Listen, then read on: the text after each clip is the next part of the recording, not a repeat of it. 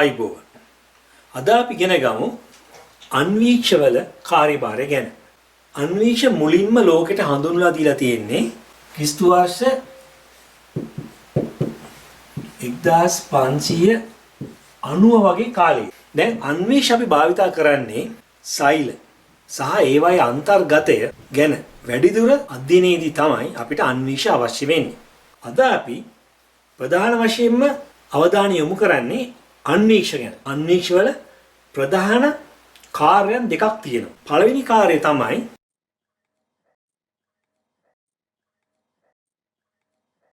විභේදන බලය.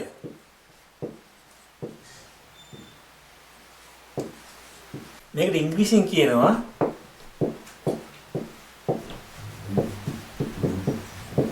resolution කියලා. මොකක්ද මේ විභේදන බලය කියලා කියන්නේ? විභේදන බලය අපිට මේ විදිහට අර්ථ දක්වන්න පුළුවන්. ඕනෑම වස්තු දෙකක් ලෙස පෙනීමට ඒවා ලංකර තැබිය හැකි අවම දුර. මෙතෙන්දී අපිට වස්තු දෙකක් වෙනුවට ලක්ෂ දෙකක් ගන්නත් පුළුවන්. ඒත් එහෙම වුණොත් ඕනෑම ලක්ෂ දෙකක්සේ පෙනීමට ඒවා ලංකර තැබිය හැකි අවම දුර තමයි ඒ අන්වීක්ෂයේ විභේදන බලය කියලා කියන්නේ. දැන් මේක මනුෂ්‍ය ඇහැකට උනත් අපිට සලකන්න පුළුවන්. දැන් අපි හිතුව මෙහෙම ලක්ෂයක් තියෙනවා කියලා. මෙතන තව ලක්ෂයක් තියෙනවා මේ ලක්ෂ දෙකක් වශයෙන් පෙනීමට ලංකර තැබිය හැකි අවම දුර. ඒ කියන්නේ ඒගොල්ලෝ දන්නවා මේ ලක්ෂ දෙක මේ වගේ තිබ්බොත් අපිට පැහැදිලිවම පේන ලක්ෂ දෙකක් කියලා. නමුත් මේ වගේ තවත් ලං කරොත් ඒ කියන්නේ විරුද්ධ පැත්ත. මෙහෙම කරොත් බලනකොට 1 ලක්ෂයක් වගේ තමයි පේන්නේ. එතකොට ඕනෑම ලක්ෂ දෙකක් වශයෙන් පෙනීම සඳහා ලංකර තැබිය හැකි අවම දුර. මේ තමයි අවම දුර.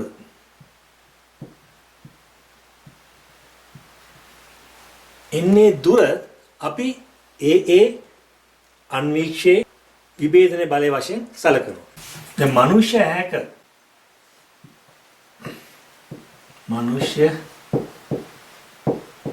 ඇසක විභේදන බලය මයික්‍රෝමීටර් 200ක් විතර වෙනවා.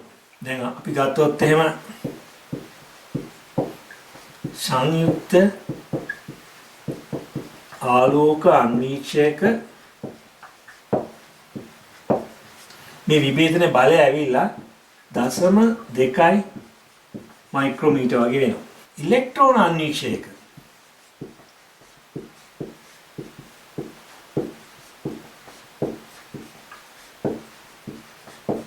විභේදන බලය ඇවිල්ලා 0.02 මයික්‍රෝමීටර් විතර වෙනවා.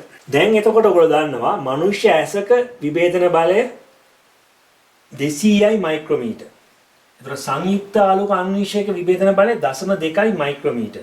ඉලෙක්ට්‍රෝන අන්වීක්ෂයක විභේදන බලය 0.02 මයික්‍රෝමීටර්. ඒතර මේක ඔයගොල්ලෝ සාමාන්‍ය හැඟීමක් තියාගන්න. සෛලක ප්‍රමාණය ගත්තොත් මයික්‍රෝමීටර් 100 ඉඳන් 10ක් වගේ ප්‍රමාණයක් වෙනවා. එතකොට අපිට මනුෂ්‍ය ඇසකින් මේ සෛලයක් බලා ගැනීම හැකියාවක් නැහැ. මොකද සෛලය ඊටත් වඩා කුඩා නිසා. ඒතකොට ඒවා එක බලා ගන්න අපිට සංයුක්ත ආලෝක අන්වීක්ෂය භාවිතා කරන්න වෙනවා අවම වශයෙන්. සංයුක්ත ආලෝක අන්වීක්ෂයක විභේදන බලය 0.2 මයික්‍රෝමීටර්. එතකොට ඉලෙක්ට්‍රෝන අන්වීක්ෂයක විභේදන බලය 0.02 මයික්‍රෝමීටර්. එතකොට ඉලෙක්ට්‍රෝන අන්වීක්ෂයකින් අපිට සංයුක්ත ආලෝක අන්වීක්ෂයකින් බලනකොට වඩා ඉතාමත්ම කුඩා වස්තු බලීමේ හැකියාවක් තියෙනවා. දැන් ඔයාලට ඒක තේරුණානේ. දැන් මම මේක ගැන පොඩ්ඩක් වැඩිපුර කියලා දෙන්න මම පුංචි chart එකක් අඳින්නම් මෙතන. ඒතර ඇඳන් පස්සේ ඔයාලට තවත් මේක පැහැදිලි වෙයි.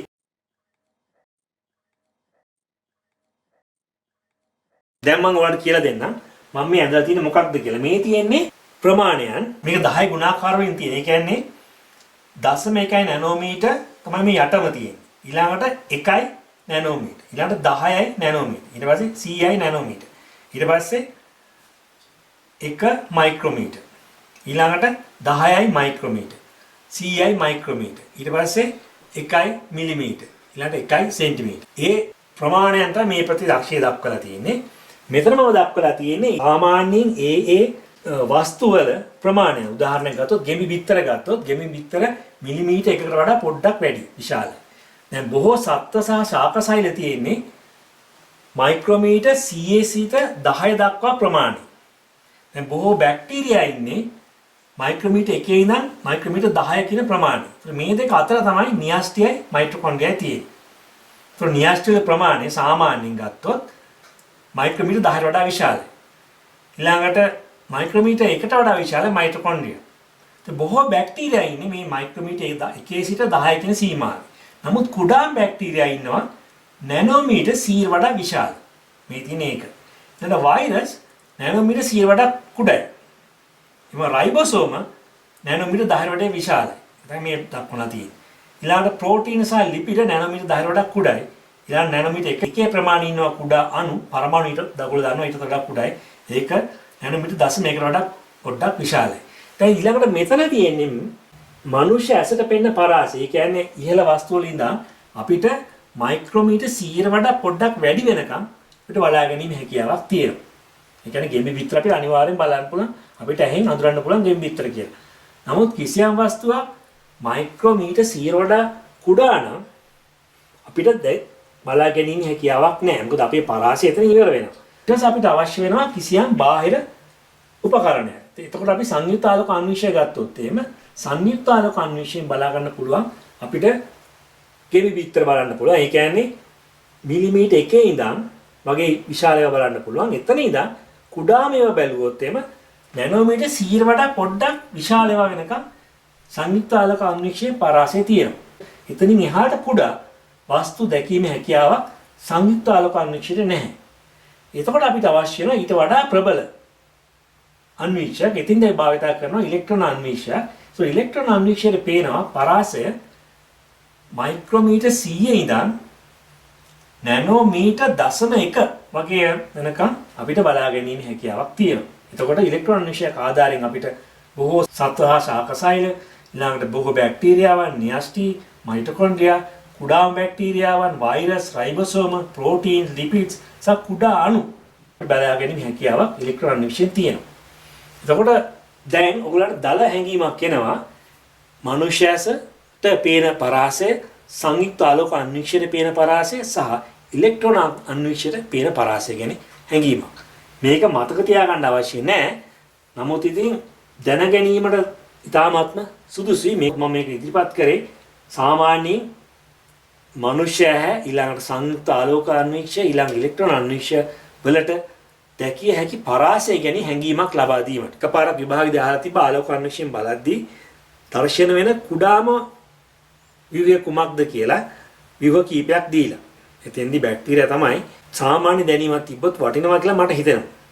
ඒ කියන්නේ සාමාන්‍ය සෛලික ප්‍රමාණය කොච්චරද, බැක්ටීරියාවගේ ප්‍රමාණය කොච්චරද, වෛරස් වල ප්‍රමාණය කොච්චරද, ඊළඟට දිලීරයක ප්‍රමාණය කියන්නේ මියුකෝ වල බීජාණු දානයේ ප්‍රමාණය කොච්චරද වගේ දේක් සාමාන්‍ය හැඟීමක් තිබ්බොත් ඒක මම හිතන්නේ උගක් වැදගත් ඒ විභාගය. දැන් ඔයගොල්ලෝ මේකත් පොඩ්ඩක් මතක තියාගන්න. දැන් 1 සෙන්ටිමීටර් කිව්වොත් එහෙම අපි කොහොමද ලියන්නේ? 10 මීටර්. ඊළඟට 1 මිලිමීටර් කිව්වොත් අපි ලියන්නේ 10 මීටර්. ඊළඟට 1 මයික්‍රෝමීටර් කියලා ලිව්වොත් අපි ලියන්නේ 10 මීටර්. ඊළඟට 1 නැනෝමීටර් කියලා ලිව්වොත් අපි ලියන්නේ 10 මීටර්. මේක පොඩ්ඩක් මතක තියාගත්තොත් මම හිතන්නේ ඒක වැදගත් වෙනවා. ඊළඟ ලක්ෂණයට යන්. ඊළඟ ලක්ෂණය අපි කතා කරන්නේ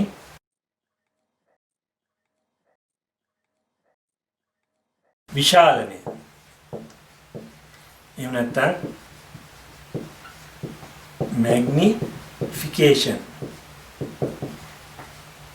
ගැන විශාලනය කියලා අපි හඳුන්වන්නේ ඕනෑම වස්තුවක ප්‍රමාණය එහි ස්වභාවික ප්‍රමාණයෙන් කී ගුණයක්ද කියන එක තමයි අපි විශාලනයෙන් හඳුන්වන්නේ. දැන් එතකොට වැදගත්ම දෙයක් තමයි අපි කොහොමද විශාලනය ගණනය කරන්නේ කියලා. දැන් විශාලනය ගණනය කරන්නේ කොහොමද කියලා දෙන්න මම පුංචි සටහනක් අඳිනවා. දැන් අපි හිතමු මෙන්න මෙහෙම එකක්. දැන් මේක තමයි ඕගොල්ලන්ගේ ආලෝක අන්වීක්ෂයේ අපි තියලා තියෙන කඩා. ඔන්න ඔහොම. ඒක හිතන්නකෝ. මෙතන තියෙනවා කාචයක් මේ වගේ. ඊට පස්සේ මොකද්ද වෙන්නේ මේකෙන්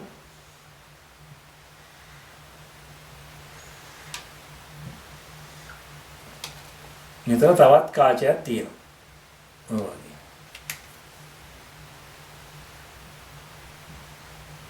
මෙතනින් තමයි බලන්න.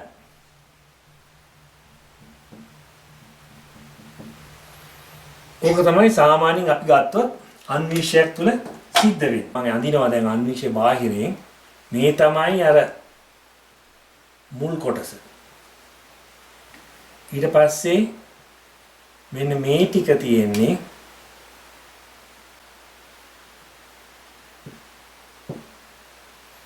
අන්වීක්ෂේ බාහුව ඔන්න ඔය විදිහට තියෙනවා. ඔන්න ඔහොම. දැන් වань පැහැදිලි ඇති. මේ තමයි වේදිකාව. මෙතන තියෙනවා දර්පණයක් වගේ. මොකද තමයි තියෙන අන්වීක්ෂේ. කොහොමද තියෙන්නේ? එතකොට මේ තමයි බඳ. අපි දැන් මේක නම් කරොත් මේ තියෙන්නේ උපනෙත් කාචය. මේ තියෙන්නේ අවනෙත. කොහොමද තියෙන්නේ?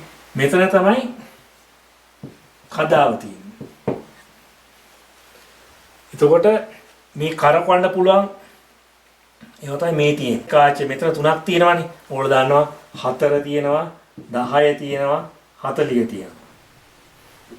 ඒතර අපි උපනෙති මෙතින් බලනවා. බලපුවාම මේක තමයි බඳ. මේ තමයි අපි අල්ලන කොටස. මේ තමයි වේදිකාව. මේ තමයි දර්පණය. නැත්නම් ආලෝක ප්‍රභවය.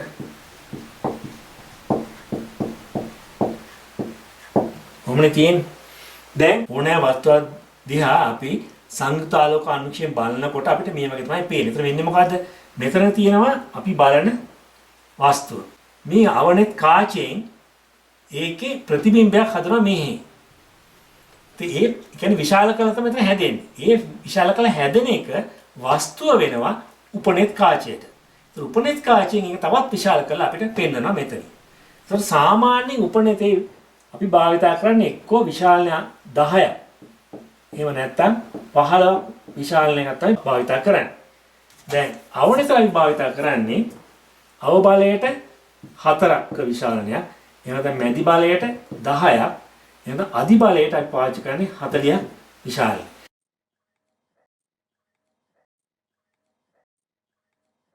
එතකොට සංයුක්ත ආලෝක අන්වීක්ෂයක විශාලන ගණනය කිරීමේදී ඔයගොල්ලෝ දන්නවා දැන් කොහොමද ගණනය කරන්නේ? මේ කදාව මත තියෙන පටකය අවනත කාචයෙන් විශාලනය කරලා ඒක ප්‍රතිබිම්බයක් මෙතන හදනවා. හැදුවාන් පස්සේ ඒක වස්තුවක් වෙනවා මේ උපනෙතට. උපනෙතට ඒක වස්තුවක් කියලා එයා තවත් විශාල කරලා අපිට පෙන්වන්නේ. එතකොට අපි දැක්ක දේ මේ අවනෙතේ බලයෙන්ුයි උපනෙතේ බලයෙන්ුයි වැඩි වෙලා තියෙන. ඒ නිසා අපිට කරන්න වෙන්නේ විශාලනේ ගණනය කිරීම. අපි ගණනය කරන්නේ කොහොමද? උපනෙත කී විශාලනය වැඩි කරන්න ඕනේ අවනෙතේ විශාලනය. උපනෙතේ විශාලනය අපි අවනෙතේ විශාලයෙන් වැඩි කරන්න ඕනේ. තෝම වැඩි කරපුවාම අපිට චාලන බලලේ ගණනය කිරීමේ හැකියාවක් තියෙනවා. ඉතින් හුඟක් විභාගවල බහුවර්ණ ප්‍රශ්න වලට මේක අහලා තියෙනවා. දැන් සාමාන්‍යයෙන් අපි පාවිච්චි කරන්නේ උපනෙත මෙන්න මේ 10. නමුත් පාසල් වල මම දන්නවා සමහර වෙලාවට 15 පාවිච්චි කරනවා විශාල. උපනෙත කාචය 15ක් වශයෙන්. ඊළඟට මෙතන ගත්තොත් ඒ උපරිම විශාලනය ගන්නවා නම් අපිට භාවිතා කරන්න වෙනවා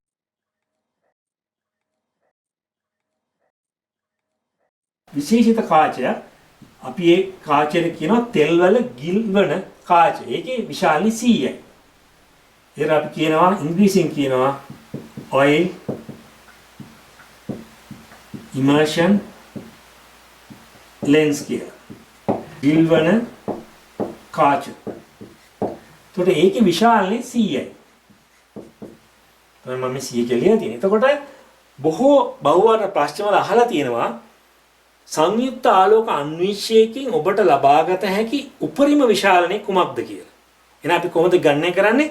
අපි දන්නවා උපනෙත් කාචයේ විශාලනය වැඩි කරන්න ඕනේ අවනෙතේ කාචයේ විශාලනය. ඒතකොට මෙතන 15යි. 15 වැඩි කිරීම 100යි. ඒ කියන්නේ අපිට ගන්න පුළුවන් විශාලණය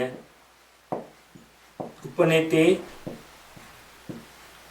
විශාලණය වැඩි කරනවා අවනතේ විශාලණය. ඔකනේ අපේ දැන් සමීකරණ ගියේ එන 15 වැඩි කරන්න ඕනි 100ෙන් අපිට ගන්න පුළුවන් 1500යි. එතකොට අපිට ගන්න පුළුවන් උපරිම විශාලණය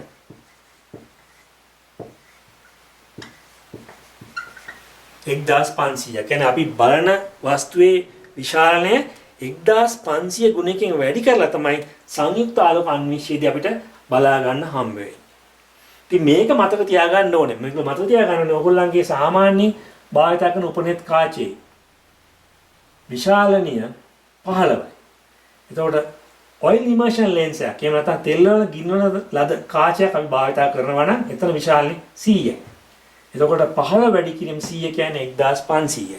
මේක ඔයගොල්ලෝ මතක තියාගන්න ඕනේ. මොකද බහුවර්ණ ප්‍රශ්න වලට මේ ප්‍රශ්නේ කීප වරක්ම ඇවිල්ලා තියෙනවා. දැන් oil immersion lens එහෙම නැත්නම් තෙල් වල ගින්වන ලද කාච ගැන මම ඔයගලන්ට කියලා දෙන්න යන්නේ නැහැ. මොකද ඔයගොල්ලන්ගේ විෂය නිර්දේශයේ එහෙම දෙයක් කියලා දෙන්න කියලා නැහැ. නමුත් විභාගෙදී අහලා තියෙනවා සංයුක්ත ආලෝක අන්වීක්ෂකයෙන් ලබාගත හැකි උපරිම විශාලණය කුමක්ද කියලා. එතෙන්ද ඔයගොල්ලෝ මතක තියාගන්න ඕනේ තෙල් වල ගින්වන ලද කාච භාවිත කළා තමයි අපිට උපරිම විශාලණයක් ගන්න වෙන්නේ. ඒකේ විශාලණය 100යි කියලා ඔයගොල්ලෝ මතක තියාගන්න වෙනවා. ඒතර ඒක මතක නම් මෙතන පාවිච්චි කරන අපි කාච දෙකයි පාවිච්චි කරන්නේ 15 හරි 10 හරි. එතකොට මෙතෙන්දි 15යි මෙතෙන්දි 100යි 1500යි. ඉතින් ඕක ඔයගොල්ලෝ මතක තියාගන්න වෙනවා. ඊළඟට මේ බලය දන්නවනේ ඔයගොල්ලෝ දැන් 4 කියන්නේ අව බලය. 10න් කියන්නේ මැදි බලය. 40න් කියන්නේ අදි බලය. මේකත් ඔයගොල්ලෝ ලියාගන්න මේ අව බලය මේ මැදි බලය මේ අදි බලය. මේ තුන මතක තියාගන්න. ඔය මතක තියාගත්තම ආයෙ ප්‍රශ්නයක් නැහැ. අන්වීක්ෂ සම්බන්ධ ඕනෑම ප්‍රශ්නයක් આવත උගන්න පිළිතුරු දීමේ හැකියාවක් තියෙනවා. විශේෂ සතු තවත් එක විශේෂිත ගුණයක් ගැන මට ඔයගොල්ලන් කියලා දෙන්න ඕනේ. ඒ කියන්නේ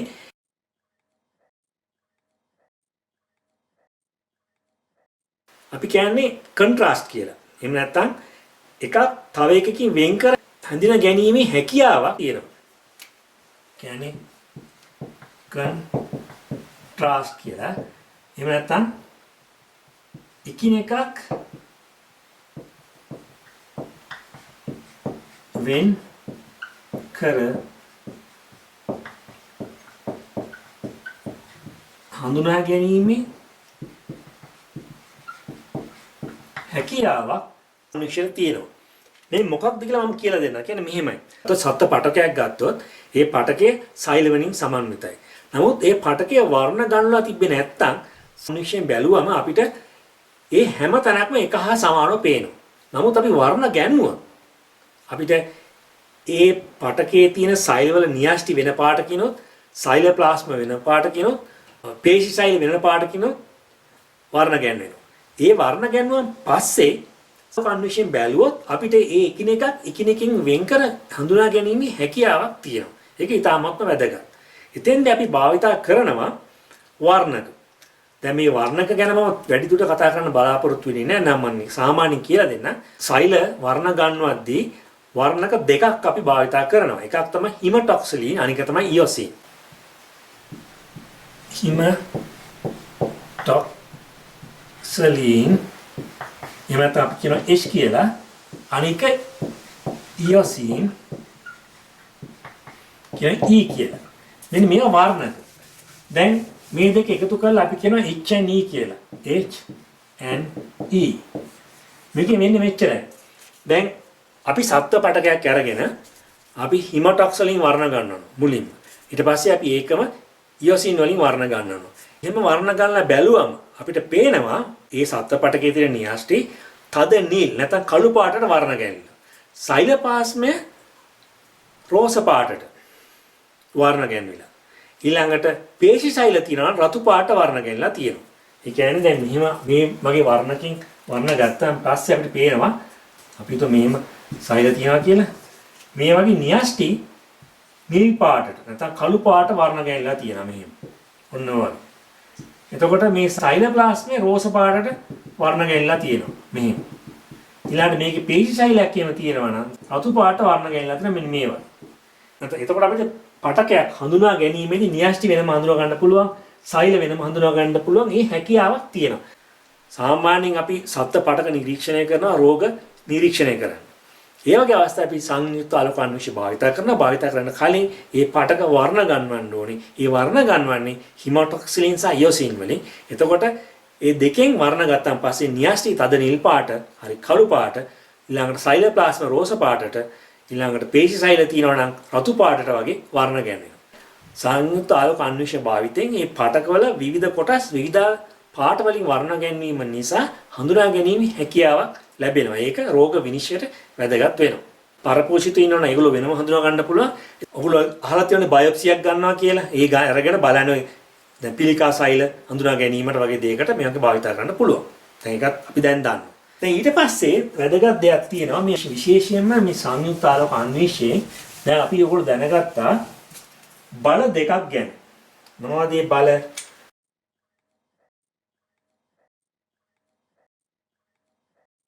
එකක් තමයි අවබලය. අනික තමයි අධිබලය. මේ බලය දන්නවලු මේක 4 ගුණයක් විශාල නම් මේක 40 ගුණයක් විශාල වෙනවා. දැන් ඔයගොල්ලෝ අවබලයකින් ඕනෑ පටකයක් දිහා බැලුවම ඔයගොල්ලන්ට පේන්නේ මෙන්න මෙහිම එකක්. ඔයගේ සෛල පේනවා. අපි හිතුව මේ වගේ. මොහොම සෛල පේනවා. පටකය දිහා බැලුවම පස්සේ මේ පටකයේ දෙසම අපි අධිබලයෙන් බලනවා. එතකොට මොකද වෙන්නේ? පේන පරාසය ඒකමයි. ඔයගලන්ට පේන්නේ ඔය වගේ ප්‍රමාණයක්. නමුත් බලය අධික නිසා ඔයගලන්ට පේන්නේ මෙන්න මේ වගේ. සෛලයක් හෝ දෙකක් විතරයි දැන් මේ වගේ පේන්නේ. මොකද අපි දැන් මේ බලන්නේ මේ වගේ 40 ගුණයක් ලොකු කරලා. ඒතකොට අපි පේන්නේ සෛලයක් හෝ දෙකක් විතරයි. ඒ කියන්නේ වැඩිම සෛල සංඛ්‍යාව බලා ගන්න අවශ්‍ය නම් අපි පාවිච්චි කරන්න ඕනේ අධිබලයද අවබලයද? මම ඔයගොල්ලෙන් අහනවා. වැඩිම සෛල සංඛ්‍යාව බලීමට අපි අවශ්‍ය නම් භාවිතා කරන්න ඕනේ අවබලයද අධිබලයද? දැන් ඔයාලට පේනවා මෙතන. වැඩිම සෛල සංඛ්‍යාව පේන්නේ අවබලය යටතේ. මොකද විශාලනේ අඩි. අධිබලය යටතේ සෛල පේන්නේ 2යි. දැන් මෙතෙන්දි අවබලය යටතේ සෛල අපිට 10ක් විතර වගේ ප්‍රමාණයක් පේනවා. මේක එකපාරක් විභාගෙදී ඇහුවා. මම ප්‍රශ්නේ පස්සේ සාකච්ඡා කරමු. එකෙන් අහලා තිබ්බේ අවම සෛල සංඛ්‍යාවක් නිරීක්ෂණය කිරීම සඳහා භාවිතා කළ යුත්තේ කියලා අහලා අර උපනතේ බලය වැඩි කරනවා අවනතේ බලෙන්. අපි එහෙම විශාලනේ දෙන්නේ. එහෙම කරලා ඒ වගේ ප්‍රතිචාර 5ක් දීලා තිබ්බා. එකෙන් හරි ප්‍රතිචාරය තමයි අධි බලයේ තිබ්බේ. මෙතෙන්දී ඕගලන් ලැබෙන්නේ අවම සෛල සංඛ්‍යාව බලා ගන්න පුළුවන්. හැබැයි වැඩිම සෛල සංඛ්‍යාව බලා ගන්න අවශ්‍ය නම් ඕගොල්ලෝ භාවිතා කරන්න ඕනේ අවබලය. අවම සෛල සංඛ්‍යාව බලා ගන්න ඕනේ නම් ඔයගොල්ලෝ භාවිතා කරන්න ඕනේ අධිබලය. ඕකේ අනිත් පැත්ත. මෙන්න මෙහෙම අහනවා. ඔයගොල්ලන්ට ඕනේ නම් කිසියම් සෛලයක විස්තරාත්මක දර්ශනයක් ලබා ගැනීමට භාවිතා කළ යුත්තේ අවබලයද එහෙම නැත්නම් අධිබලයද? මම ආයෙත් අහන ප්‍රශ්නේ. කිසියම් සෛලයක විස්තරාත්මක ව්‍යුහයක් නැරඹීමට අවශ්‍ය නම් අපි භාවිතා කළ යුත්තේ අන්වීක්ෂයේ අධිබලයද අවබලයද? මොකද උපනිතේ බලය සමානයිනේ. ඒක ප්‍රශ්නයක් නෑ. එහෙනම් භාවිතා කරන්න ඕනේ මොකද්ද? අධිබලය. මොකද අධිබලය භාවිතා කරොත් ඔයාලට විශාල කොටස් ප්‍රමාණයක් මේ තනි සෛලේ බලා ගන්න පුළුවන්. විස්තරාත්මක. නමුත් අවබලය භාවිතා කරොත් ඔයගොල්ලන්ට බලා ගන්න වෙන්නේ තාමත්ම සුළුවෙන් තමයි අච්චර ලස්සන පේන්නේ නැහැ. නමුත් අධිබලයටදී පේනවා. එහෙනම් වැඩිම සෛල සංඛ්‍යාව බලා ගන්න ඕන අවස්ථාවේදී අපි යොදා ගන්න ඕනේ අවබලය. අවම සෛල සංඛ්‍යාව බලා ගන්න ඕන නම් අපි යොදා ගන්න ඕනේ අධිබලය. විස්තරාත්මකව සෛලයක ව්‍යුහය බලා ගැනීමට අවශ්‍ය නම් අපිට යොදා ගන්න වෙන්නේ අධිබලය. දැන් මේ ටික මතක ඇති. ඒක හරි තාමත් වැදගත්. විභාගෙදී 2002 අවුරුද්දේ අහලා තියෙනවා. බලමු මේක කියන්නේ. ඊළඟ වැදගත් දේ තමයි මෙන්න මේක. මේකත් විභාගෙදී අහන්න ඉඩ තියෙනවා.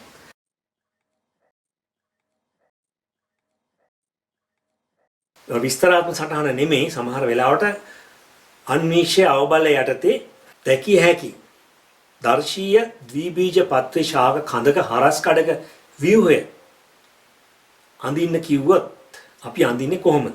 එහෙනම් අපි අඳින්නේ දැන් අවබලය යටතේනේ. ඒතර අපිට පේනවා මෙහිම අපි චර්මේ තියෙනවා මේ වගේ. මම මේ කියලා දෙන්න යන්නේ තව එකක් ඔයගොල්ලන්ට. මේකත් ඉතාමත්ම වැදගත්. ඊට පස්සේ තියෙනවා ඔයගොල්ලෝ දන්නවා සනාල කලාව මේ වගේ.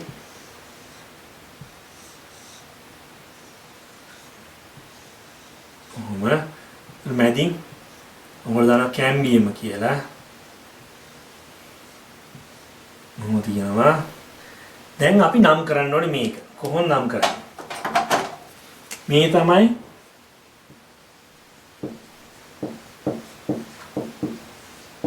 අපි චර්මය. මේ හරිය බාහිකය. මේ හරිය මච්චා. අපි දැන් මේකක් ගත්තොත් එහෙම මේක ඇවිල්ලා එතකොට සනාල කලාපයක්. හරි. අපි දැන් මේ සනාල කලාපයක් වෙනම ගත්තොත් එහෙම මේ තමයි සයිලම්. මේ තමයි කැම්බියම්. මේ තමයි ෆ්ලෝයම්. මේක තමයි සනාල කලාපය. දැන් මෙහෙමයි. විභාගයේදී මේ වගේ පින්තූරයක් අඳින්න ආවොත් මම මේක මේ වෙලාවෙම කියලා දෙන එකයි. සම්පූර්ණ සටහනම අඳින්න ඕන. සම්පූර්ණ කරන්න ඕනේ ඒක. මේක රේඛී සටහනක් නේ. එතකොට මේක රේඛී සටහනක්. ඒතර අපිට මාතෘකාව ලියන්න පුළුවන් මෙහෙම. දිවි බීජ පත්‍රි ශාක කඳක රේඛීය සටහන. ඔහොම මාතෘකාවක් අපිට ලියන්න පුළුවන්. මේකේ වැදගත්කම තමයි මෙහෙම දෙයක් අඳිනවා නම් નિયમિત හැඩය අවශ්‍යයි. ශාක කඳක හරස් කඩක් කියලා ඔයාලට මෙහෙම එකක් අඳින්න බෑ. මේක ශාක කඳක හරස් කඩක් නෙමෙයි. අපි දන්නවා ඒක බොහෝ විට වෘත්තාකාරයි. ඒතකොට ඒක එකක්. નિયમિત හැඩය අවශ්‍යයි. මේ රූපය සම්පූර්ණ කළ යුතුයි. ඔයාලට මේ මගින් නවත්තන්න බෑ. මෙච්චරක් විතරක් අඳිනවා කියලා එහෙම බෑ. මේ ටික සම්පූර්ණ ටිකම අඳින්න ඕන. ඊළඟට નિયમિત පරිමාව තියෙන්න ඕන. පරිමාව කියලා කියන්නේ දැන් ඔයාලට පුළුවන් මේ සනාල කලාපයක් අඳින්න මෙන්න මෙහෙම. මේවා. ඒක වැරදි. අපි දන්නවා ඒක වැරදි. සාමාන්‍යයෙන් සාපේක්ෂව පරිමාණයට අඳින්න ඕනේ. හිතේ තියෙන්න ඕන කිසියම් හැඟීමක්. මේ වගේ තමයි එහෙම සනාල කලාප ඊළඟ එන්නේ. ඌ අපි චර්මයක් අඳින්න බෑ ඔයාලට. මේ චලුක අපි චර්මයක් අපිට අඳින්න බෑ. යන්නේ ඒ වගේ. નિયમિત පරිමාණයට අඳින්න ඕනේ. එතකොට નિયમિત හැඩයේ තියෙන්න ඕනේ. નિયમિત පරිමාණයේ තියෙන්න ඕනේ. අනික සම්පූර්ණයෙන් නම් කරන්නත් ඕනේ. ඊළඟට ඒ නම් කිරීම නිවැරදි වෙන්නත් ඕන. දැන් මෙතන ඔයගොල්ලන්ට පැටලෙනවා මේ ශෛලම. සමහර අයට ශෛලම එළියට එනවා. ෆ්ලෝයම ඇතුළට යනවා. එතකොට වැරදි. එතකොට ලකුණු හම්බෙන්නේ නැහැ. ඒ විදිහට નિયમિત විදිහට නම් කරන්නත් ඕන. මතක තියාගන්න ඕනේ. નિયમિત හැඩයට අඳින්න ඕනේ. નિયમિત පරිමාණයට අඳින්න ඕනේ. සම්පූර්ණ රූපේ නම් කරන්න ඕනේ. ඊළඟට නිවැරදිව නම් කරන්නත් ඕනේ. රූපය සම්පූර්ණ කරන්නත් ඕනේ. ඔය ටික ඔයගොල්ලෝ මතක තියාගන්න ඕනේ. විභාගෙදී ආවොත් මීට කලින් අවුරුද්දේ ඇවිල්ලා තියෙනවා මේ වගේ රේඛී සටහනක් අඳින්න කියලා. නම් විස්තරාත්මක සටහන අඳින්න කියලා ඔයාලට එනවා කියලා මට විශ්වාසයක්. විස්තරාත්මක සටහනක් අඳින්න කියන්නේ ඒ කියන්නේ අන්වීක්ෂයේ අධිබලය යටතේ දකින්න සටහනක්. එතෙන්දී ඔයාලට පුළුවන් මෙහෙම එකක් ඇඳලා පොඩ්ඩක් මෙන්න මේ ටික මම පෙන්වන්නේ කියලා මෙන්න මේ වගේ ඔය පෙන්වන්නේ කියලා මෙන්න මේ සෛල කීපයක් මේ මෙන්න මේ වගේ සෛල අවශ්‍ය එකට ඊට අදාළ සෛලයක විතරක් මේ වගේ ප්‍රමාණයක් අඳින්න පුළුවන් මෙන්න මෙහෙම. දැන් අපි ඒකත් ඉගෙන ගත්තා. මට ඒකත් ඔයගොල්ලන්ට කියලා දෙන්න ඕනකමක් තිබ්බා. දැන් අපි ඊළඟට බලමු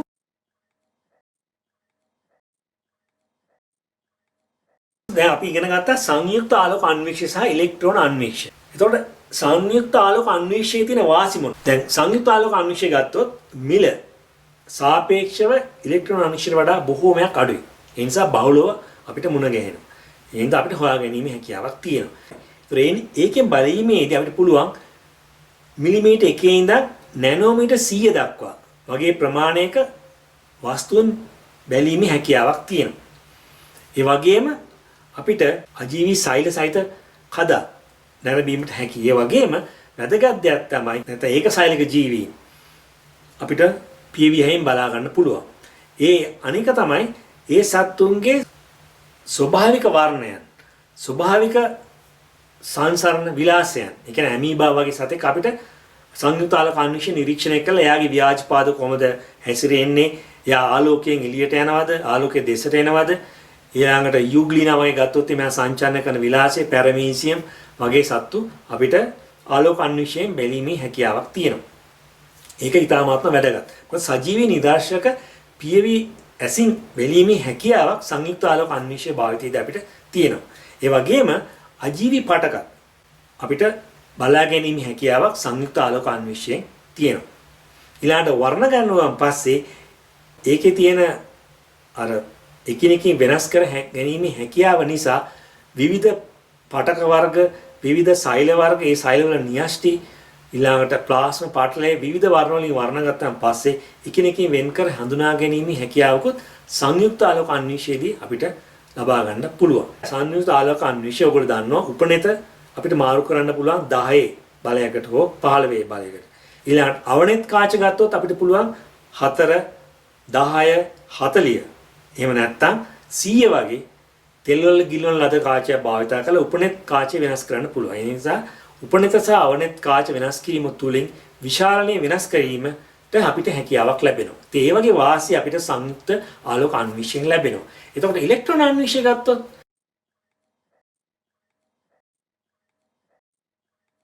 ඉලෙක්ට්‍රෝන අන්වීක්ෂණය ගත්තොත් අපිට මයික්‍රෝමීටර් 100 ඉඳන් නැනෝමීටර් 0.1 දක්වා විශාල පරාසයක් බැලීමේ හැකියාවක් තියෙනවා.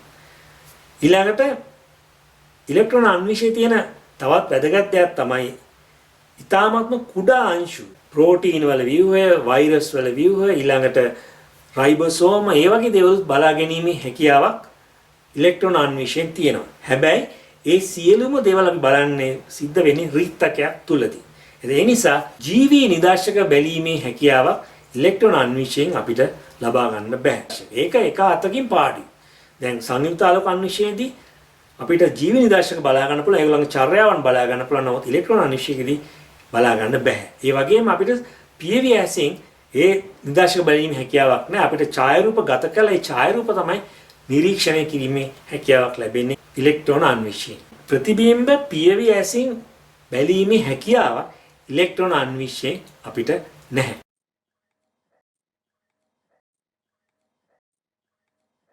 2002 40 වෙනි ප්‍රශ්නේ වශයෙන් තමයි මේ ප්‍රශ්නේ අහලා තියෙන්නේ. ඒකෙන් අහලා තියෙන්නේ රා සාම්පලයක අවම ඊස් සෛල සංඛ්‍යාවක් දැකිය හැක්කේ පහත දැක්වෙන කුමන උපනෙත් අවනෙත් සංකලනයේද කියලා අහනවා. මේ කතා කරා. අවම ඊස්ට් සෛල සංඛ්‍යාවක් තමයි අපිට බලා ගන්න ඕනේ. දැකිය හැකි කුමන උපනෙත් අවනෙත් සංකලනයේද කියලා අහනවා. කියලා අපිට දීලා තියෙන සංකලන 5. 40 5 වැඩි කිරීම 100 10 වැඩි කිරීම 10 10 වැඩි කිරීම 40 10 වැඩි කිරීම 100. ඒතර අපිට අහන්නේ අවම ඉත්සයිල සංඛ්‍යාවක් නේ අහන්නේ. එහෙනම් විශාලණී උපරිම වෙන්න ඕනේ. ඒතර විශාලණී උපරිම වෙන්නේ කොහොමද බලමු. මෙතන එන්නේ 200යි. මෙතන එන්නේ 500යි. මෙතන එන්නේ 100යි. මෙතන එන්නේ 400යි. මෙතන එන්නේ විශාලණී 1000යි. එහෙනම් අවම ඊට්සයිල සංඛ්‍යාවක් බලා ගන්න පුළුවන් උපරිම විශාලණී. ඒතර මෙතන තියෙන ඒවා උපරිම විශාලණී තියෙන මෙන්න මේකේ. මොකද මෙතන ඔයිල් ඉමර්ෂන් එහෙම නැත්නම් තෙල් වල ගිලවනද කාචයක් තමයි භාවිත කරලා තියෙන්නේ. උපරිම විශාලණී තියෙන්නේ මෙතන. උපරිම විශාලණී තියෙන්නේ මෙතන. එතකොට උපරිම විශාලණී තියෙන අවස්ථාවේදී අපි දැක්කා අවම සෛල සංඛ්‍යාවක් තමයි බලා ගැනීමට හැකි වෙන්නේ. එහෙනම් පිළිතුර වෙන්න ඕනේ අංක 5. ඉතින් මේ වගේ ප්‍රශ්න අහන මේක තමයි හොඳ ප්‍රශ්නයක්. ප්‍රශ්නේ කියවද්දී මෙන්න මේ අවම කියන කැලේ මිස් වුණොත් ඔගොල්ලෝ තෝරන උත්තරේ වර්ධින්න ඉඩ තියෙනවා. ඉතින් ප්‍රශ්නයක් ඉතාමත් පැහැදිලිව හොඳින් කියවන්න ඕනේ. මේ හැම දෙයක්ම තියෙන්නේ බර තියෙන්නේ මෙන්න මෙතන. මේ අවම කියන්නේ. මේක වාට මිස් වුණා නම් එහෙනම් ඔයාලට මේ මෙතෙන්දි හරි පිළිතුරට එන්න විදියක් නැහැ. ඕන දැන් දාන්නවා අවම සෛල සංඛ්‍යාව බලා ගන්න නම් උපරිම විශාලනයක් තියෙන්න ඕන. එහෙනම් පිළිතුරේ මේක. ඕකේ අනිත් පැත්තත් අහන්න පුළුවන්. සෛලයක විස්තරාත්මක ව්‍යුහයක් දැක ගැනීමට භාවිතා කළ හැකි. භාවිතා කළ යුතු විශාලනි කියලා අහන්න ඉඩ තියෙනවා. එහෙනම් අපිට ආයෙත් ගන්න වෙන්නේ උපරිම විශාලනි තියෙන අවස්ථාවේ තමයි අපිට සමස්ත ව්‍යුහය පැහැදිලිව බලා ගැනීම හැකියාව ලැබෙන්නේ. දැන් මගේ ප්‍රශ්න තමයි ඔයගොල්ලන් අහන්නේ. ඉලෙක්ට්‍රෝන අන්වීක්ෂණයට වඩා ආලෝක අන්වීක්ෂණය වැදගත් වෙන අවස්ථාවක් කියන්න පුළුවන්. පුළුවන් මතක් කරලා කියන්න. පොඩ මතක් කරන්න බෑ. මම මේක මකනක. මම හිතනවා ඔයගොල්ලෝ දැන් පිළිතුර හිතනවා ඇති කියලා. මම ඊයස් වෙන එකක් කියලා දෙන්න. ඉලෙක්ට්‍රෝන අන්වීක්ෂණය ගැන ලියන්න වගේ ආවොත් විභාගෙදී ඔයගොල්ලෝ ලියන්න ඕනේ මෙන්න මේ විදියට. ඉලෙක්ට්‍රෝන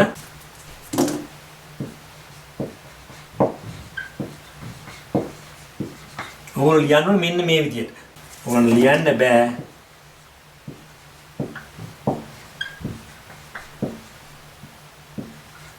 මෙහෙම ලියන්න බෑ. මේක වැරදි. ඕගොල්ලෝ ඉලෙක්ට්‍රෝන අන්වීක්ෂක ලියන්න ආවොත් මොකක් හරි වගන්තියක් හරි මොකක් හරි මෙහෙමම ලියන්නම ඕන. මේක තමයි හරි.